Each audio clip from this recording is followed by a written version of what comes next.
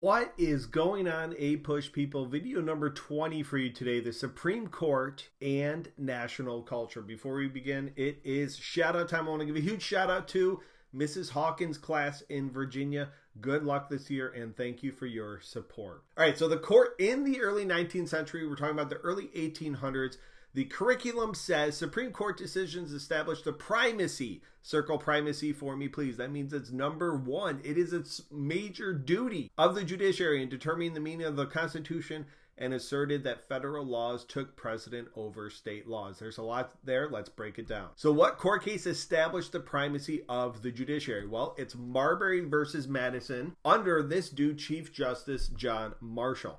What Marbury versus Madison did was establish the principle of judicial review. Now, you may be asking yourself, what does judicial review mean? It means the Supreme Court can declare a law unconstitutional. So if Congress passes a law that goes against the Constitution, the Supreme Court can say, you know what? That law is thrown out. We're going to declare unconstitutional. And John Marshall famously said, it is emphatically the province and duty of the judicial department to say what the law is. So he's saying it's the Supreme Court's role to determine what is constitutional and what is not. Jumping over to the second part, what court cases asserted that federal laws took precedence over state laws? There's two of them you should be familiar with. The first one is Gibbons versus Ogden. This is from 1824, and this says that Congress has sole control over interstate trade, not states.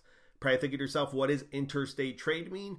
Interstate trade means trade between two or more states. Inter equals federal. They each have an ER. Think of the federal highway system.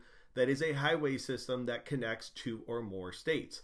So if there's trade between New York and Pennsylvania, for example, Congress can regulate that trade. Now, from 1819, there was a court case dealing with McCulloch v. Maryland, and this dealt with the BUS, the Bank of the United States.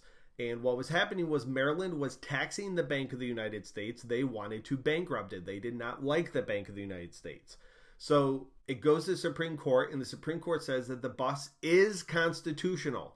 They interpreted the Constitution, and they said the BUS is in line with the Constitution. Now, if Alexander Hamilton were alive, he would have loved this. That was his brainchild, remember.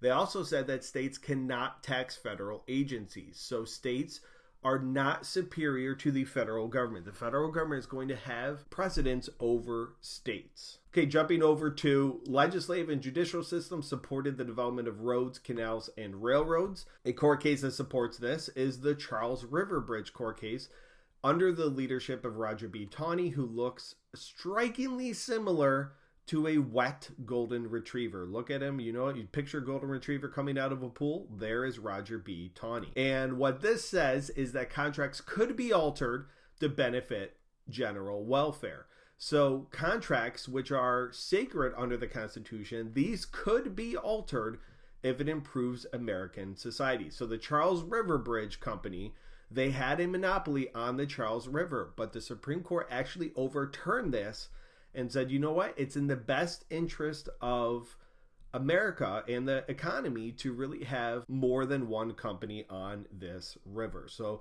the lesson to take away from the Charles River Bridge is that contracts could be altered if they benefit society. So national culture we're going to jump over to now, and we're going to talk about transcendentalists. Circle this, star this, underline, highlight. You need to know this term. This is a group of people in philosophy that focused on oneself and looking for God, especially in nature. So it's an individual experience of connecting with God, especially through nature. And they're going to challenge materialism of the 19th century, which we'll talk about during the market revolution. And they're really going to stress individualism. This is an individual experience. I can't tell you how important that is. Transcendentalist, individual experience. So some examples of transcendentalists you should be familiar with. You have Ralph Waldo Emerson, who helped create a distinct American culture. He wrote a book called Self-Reliance. Again, that individual experience. Henry David Thoreau, another influential transcendentalist. He actually lived in the wilderness for 2 years, and he wrote about it in his book, Walden, his experience of living in the wilderness for 2 years by himself. He also wrote the very famous On Civil Disobedience, in which he encouraged individuals to break unjust laws. That will go on to influence Gandhi and Martin Luther King. And transcendentalists were often anti-slavery. Okay, jumping over to utopian communities. You need to know this word utopian. These are people that are trying to establish a perfect place on earth in small communities. So Brook Farm in Massachusetts, this was a place that focused on artistic creativity and education. And the Oneida community from 1848, located in Oneida, New York, they focused on equality, free love. If you don't know what free love is, ask your teacher. And all members contributed to society. So this was a communal effort of people to get together to try to achieve perfection in these little communities. Now let's talk about art during this time. You have schools like the Hudson River School that will focus on wilderness and nature's beauty. You have a lot of landscapes in America that really are unique to this world, especially when compared to Europe. Literature, you'll see writing will help promote nationalism. Dudes like James Fenimore Cooper will write about frontier people in a very favorable light and will encourage a lot of people to want to move out west to the frontier and help expand out west. All right, quick recap. We know the following court cases. Marbury versus Messon, it established. Yeah, you got it, you genius. Look at you. Judicial review.